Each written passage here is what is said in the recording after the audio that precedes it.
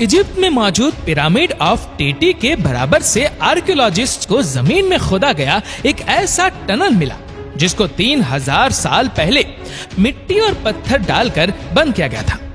जब खुदाई करके इस टनल को क्लियर किया गया तो इसके नीचे वह कुछ देखने को मिला जो पिछले 3000 सालों से किसी ने भी नहीं देखा था। और 9 महीनों की मम्मी को किसने और क्यों दफन कर दिया था, आइए जानते हैं। दोस्तों, इजिप्ट में पिरामिड ऑफ गीजा से करीब 15 किलोमीटर दूर एंशिएंट इजिप्शियन का एक बहुत बड़ा बैरियल ग्राउंड है जिसको सकारा नेक्रोपोलिस कहा जाता है। यहाँ आर्कियोलॉजिस्ट को दफनाए गए आर्टिफैक्ट्स, मम्मीज और पपायरस भी मिल चुके हैं जिनसे एंशिएंट इजिप्शियन के लाइफस्टाइल के बारे में हमें बहुत कुछ जानने को मिला है। यहाँ पर एक हालिया आर्कियोलॉजिकल मिशन के दौरान मशहूर जमाना इजिप्टोलॉजिस्ट डॉक्टर जाही हवास और उनकी टीम को कुछ ऐसे कॉफिन्स मिले जिन्होंने एंशिएंट इजिप्शियन की लाइफ और टेक्नोलॉजी के बारे में कई हैरान गुन राज फाज कर दिए। इस मिशन के दौरान क्या क्या डिस्कवरीज हुई, आइए जानते हैं। नंबर 1, फरवरी 2021 में इजिप्टोलॉजिस्ट डॉक्टर जाही हवास सकारा नेक्रोपोलिस में एक आर्कियोलॉजिकल मिशन को लीड कर रहे थे। उनको जमीन में खोदी गई एक सीक्रेट शाफ्ट मिली। इस शाफ्ट को रेत और पत्थर डालकर बंद किया गया था, जो इस बात की निशानी थी कि इसके नीचे जरूर कोई ऐसी चीज है जो पिछले हजारों सालों से दफन हो रखी है। ऐसी आर्कियोलॉजिकल साइट पर नॉर्मली हाथों की मदद से देखकर खुदाई की जाती है ताकि किसी इंपॉर्टेंट आर्टिफैक्ट को नुकसान ना पहुंच सके। लिहाजा 50 वर्कर की एक आर्मी को यह सीक्रेट शाफ्ट खोदने का काम सौंपा गया। यह शाफ्ट इतनी गहरी थी कि रोजाना इसमें से 6 टन वजनी मलबा निकाला जाता था। पूरे 18 हफ्तों की खुदाई के बाद 50 फीट जमीन के नीचे आर्कियोलॉजिकल टीम को यहाँ कुछ ऐसा मिला जो शायद उनकी एक्सपेक्टेशन से काफी ज्यादा था। 40 टन वजनी लाइमस्टोन से बना सर्कोफगस। ये पहली बार हो रहा था कि आर्कियोलॉजिकल टीम को किसी शाफ्ट के अंदर कोई सर्कोफगस मिला हो। अगर आपको मालूम नहीं तो आपको बताते चले कि सर्कोफगस लाइमस्टोन से बने एक कॉफिन को कहते हैं जिसमें अक्सर एंशिएंट इजिप्शियन अपने किंग, क्वीन या फिर किसी इंपॉर्टेंट शख्स की बॉडी को खजाने समेत डाला करते थे।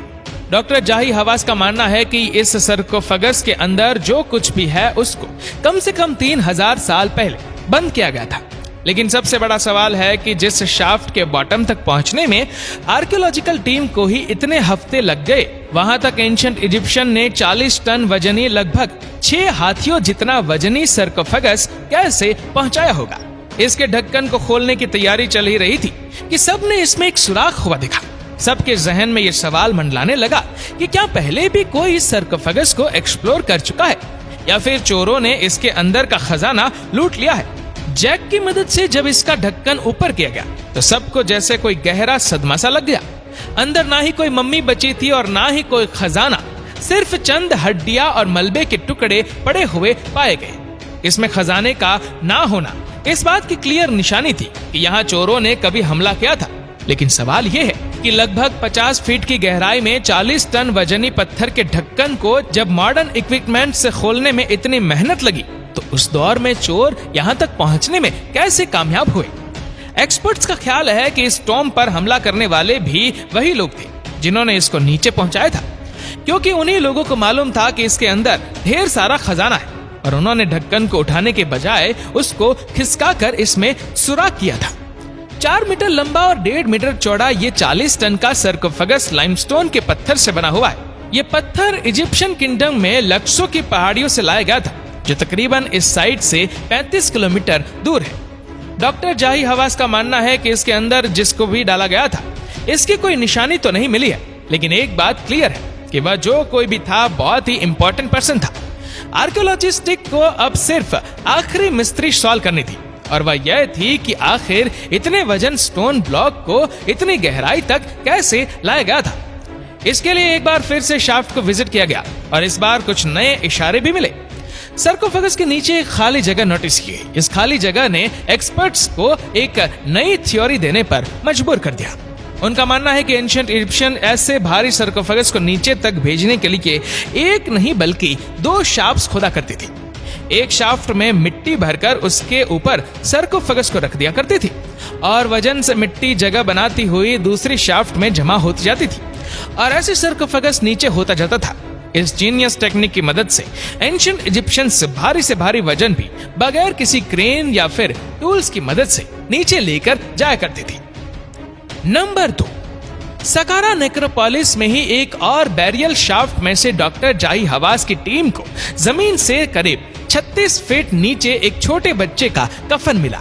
ये कफन बड़ी महारत से लकड़ी के सिंगल पीस से बनाया गया था। कफन पर बने बच्चे की शक्ल और इसके फेस कट को देखकर अंदाजा लगाया गया कि शायद इसके अंदर 5 से 6 सालों की कोई फीमेल मम्मी है।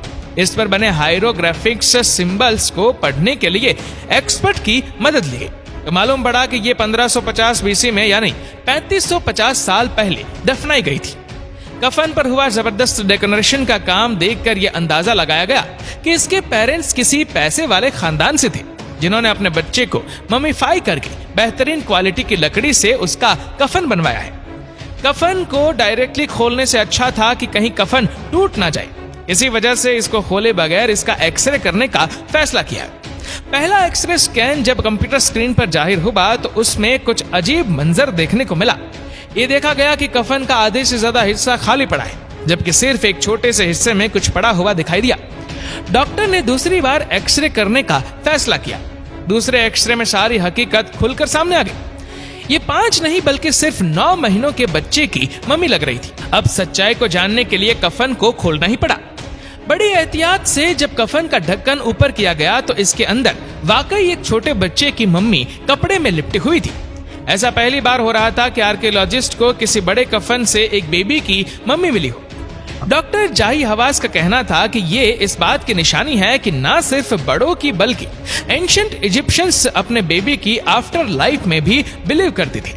ये एंशिएंट इजिप्शियंस का बिलीव था कि जब उनके प्यारे मर जाते थे तो उनकी बॉडी को पहले अच्छी तरह से प्रिजर्व करके उनको आफ्टर लाइफ के सफर के लिए तैयार किया जाता था। उनके कफन पर हायरोग्लिफिक्स लिखवाए जाते थे और उस पर अपने खुदाओं की पेंटिंग बनवाई जाती थी, जो मम्मी को आफ्टर लाइफ के सफर से गुजरने में उनकी मदद करती थी।